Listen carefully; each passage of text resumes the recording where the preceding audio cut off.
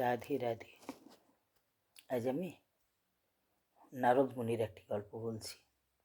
একদিন নারদ মুনি তো সব জায়গাতে আসা যাওয়া করতে পারতেন, স্বর্গ মর্ত পাতাল সব জায়গায়। তো নারদ মুনি বলছে যে সত্য দাপর তেতা দেখেছি, ও আর দেখে আছি কলি যুগের মানুষ কেমন, সেটা দেখবার খুব ইচ্ছা নিয়ে নারদ মুনি বেরিয়েছেন। নর্মদে পূব পশ্চিম উত্তর দক্ষিণ 4 সাইডে ঘুরে এসে পড়ে এই বৃন্দাবনে যমুনার ঘাটে এসে পড়ে আর বসে গিয়েছেন। বসে পড়ে চিন্তা করছেন, কলিতে আমি কি দেখলাম, কলিতে কি আচরণ। বলছে যে মা ঘরের কাজ করছে, বউ পালঙের উপর বসে আছে, বাবা হয়েছে চাকর, ছেলেতে তার জুতা পরিষ্কার করাচ্ছে, আর ঘরের বউ হয়েছে দাসী, আর দাসী হয়েছে ঘরের মালিক। আর ব্যবসায়ীরা কত মানুষ ঠকাচ্ছে, এই দেখে পড়ে আর নারদ মুনির মন তো কিছুতে আর ভক্তি কোথাও নাই। শুধু মন্দিরে একটু ভক্তি আছে, মন্দিরে মানুষ পূজা করাই যেছে ওইটুকু, মন্দিরের ভিতরে, বাইরে এসছে আর কিছু নাই। এই চিন্তা করছে নারদ মুনি, বসে আছেন যমুনার ঘাটে। তখন যমুনার ঘাটে দেখছে যে একটি কম বয়সী মেয়ে আর দুই সাইডে দুইটি বৃদ্ধ, তার মানে অস্থি চামড়া সার, চুল পাকিয়ে গিয়েছে, আর দুজনা দুদিকে শুয়ে আছে, আর মাঝে ওই মেয়েটি কাঁদছে। তো বলছি কে, আর এই বৃদ্ধগুলোই বা কে, এই বৃদ্ধ দুটিই বা কে। তখন নারদমণি কাছে যাওয়ার পরে বলছে, মাগো তুমি কে, আর এই তোমার সাথে যে ইয়ারা দুজন আছে ইয়ারা কে। তাও বলছে যে, আর দেখছি কতগুলো রমণী দাঁড়ায় আছে, তারা কী করছে, ওই বৃদ্ধদের হাওয়া বাতাস করছে, হাওয়া দিচ্ছে, কখনো মুখে জল দিচ্ছে। তো বলছি এরাই বা কে, কারা, যারা এই এই বৃদ্ধ দুটির মুখে জল দিচ্ছে, হাওয়া করছে, তারাই বা কে। তখন বলছে ওই কম বয়সী যে মেয়ে, সে বলছে আমি আমি হলাম যায় ভক্তিমা।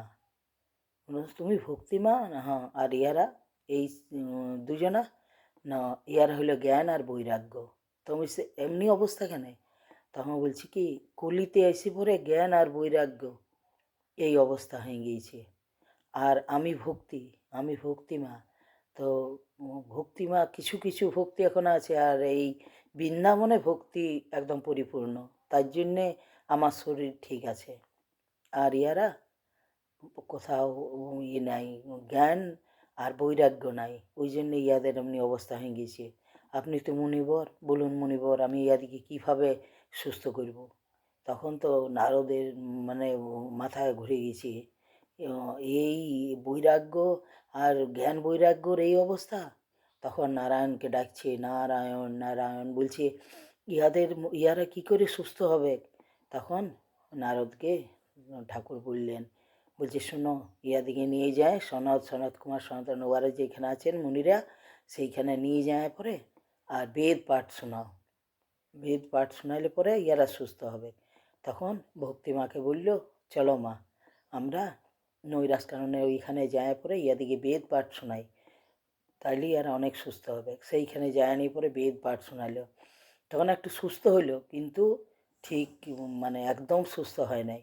তো তখন ওইখানে মুনিরা বললো যে ও সনত কুমার ইয়ারা সব বললো, বলছে শুনো, বলছে সুখদেব মহারাজ যেখানে রাজা পরীক্ষিতকে ভাগবত শোনাইছিল, সেইখানকে চলো।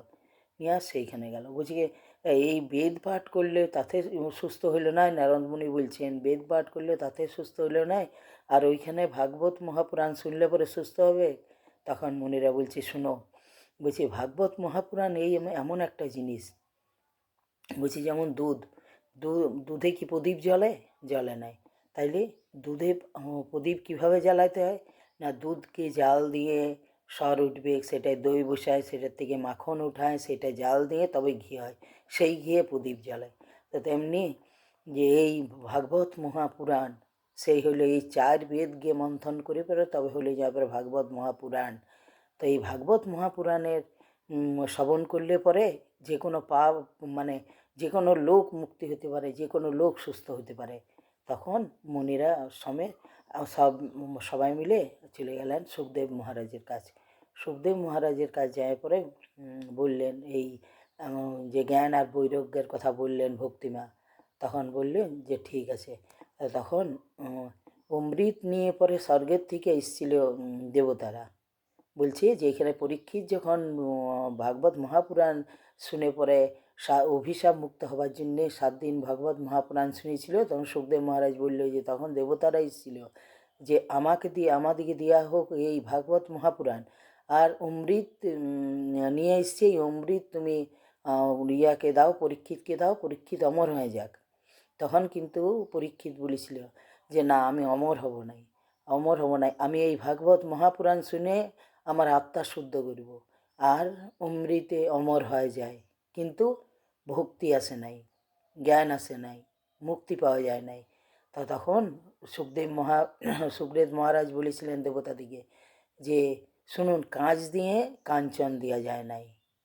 তো অমৃত ভাণ্ড হলো কাঁচ, আর এই ভাগবত মহাপুরাণ হলো কাঞ্চন।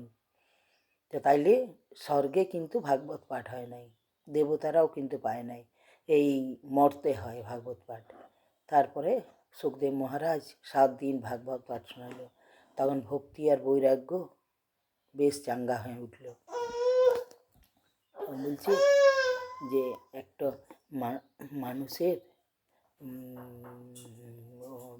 একটা মানুষের ভক্তি, বৈরাগ্য আর জ্ঞান, চারটা যে পরিপূর্ণ আছে তা কী করে বুঝবে মানুষ? বলছে তার কথা আমি বলছি।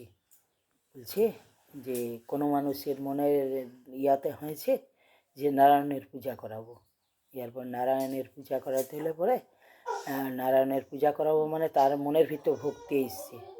হ্যাঁ, তো তাইলে সে কী করেছে, নারায়ণের পূজা করাবে, ইয়ার পরে ফল আনিছে, প্রসাদ আনিছে, সব কিছু আনিছে ভালো ভালো, কারণ নারায়ণের পূজা করাবো, আমাদের যে আত্মীয় কুটুম আছে তাদেরকে প্রসাদ দিব।